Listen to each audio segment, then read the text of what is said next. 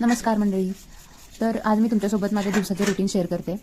दिवसाचं तसं म्हणता येणार नाही, कारण सकाळपासून मला म्हणजे सकाळी माझी फारच गडबड असते, कारण मुलीला शाळेत पाठवायचं असतं. त्याच्यामुळे व्हिडिओज वगैरे काढायला मला शक्यतो टाईम नाही भेटत सकाळी, ती जोपर्यंत घरातून जात नाही तोपर्यंत. कारण ती आज म्हणजे तिला स्कूलला जाताना तिला नाश्ता करून द्यायचा किंवा जे काय असेल ते जेवण, चपाती भाजी पण खाते ती. आणि मग तिचा डब्बा भरायचा, 2 टिफिन असतात तिला, 2 टिफिन वेगवेगळे भरायचे, बॉटल भरून द्यायची, तिचं सगळं रेडी करून द्यायचं, तिला कपडे वगैरे घालायचे, तिच्या वेण्या घालायच्या. ही सगळी कामं असतात जाईपर्यंत. ज्यांच्या घरात लहान मुलं आहेत त्यांना तर माहीतच असते सकाळची गडबड काय असते ती. आणि जेव्हा ती जाते घरातनं तेव्हा मग म्हणजे थोडासा रिलीफ भेटतो सगळ्याच कामांना. मग मला थोडीशी मोकळीक भेटते की स्वच्छता करायला म्हणा, भांडे घासायला, ओटा स्वच्छ करायला, गॅस घाण झाला असेल तर गॅस घासून घ्यायचा.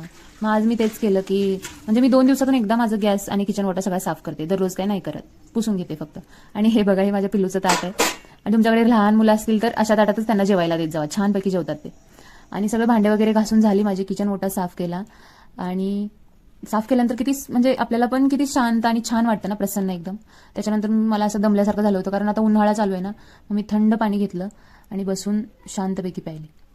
आणि थोडासा रिलीफ मिळाला मला, कारण स्वच्छता झाली सगळी. थोडा टाइमपास केला, बाकीचं सगळं कपडे वगैरे धुतलेले होते वाळू घातले. आणि मग मोबाईल थोडा बघितला, म्हणजे स्क्रोलिंग केला. आणि त्याच्यानंतर मग अभ्यास करायला घेतला. माझी आई नेहमी म्हणते की आपण जिथून आलोय ना, म्हणजे भले मी शहरात असेल किंवा कुणीही गावाकडून शहरात आलं असेल किंवा कशासाठी कुठूनही जर तुमची ग्रोथ झाली असेल, तर तुम्ही जिथून आलाय ना ती गोष्ट कधीच विसरायची नाही. म्हणजे की मी सिटीतच राहतोय किंवा मी सिटीतच राहते आणि मग मी गावाला गेल्यावर असं करेन तसं करेन किंवा त्यांच्यावरती अरेरावी करणे वगैरे, ह्या गोष्टी मला तरी आवडत नाहीत.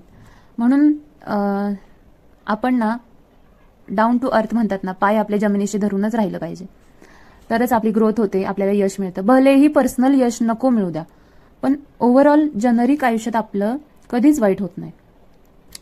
तर सांगण्याचा हेतू हाच की कधीच कुणाला कमी लेखू नका, कुठलंच काम करताना कधीच कमी समजू नका. जिथपर्यंत होतोय स्ट्रगल, जिथपर्यंत सगळं शक्य आहे तिथपर्यंत करत राहावा.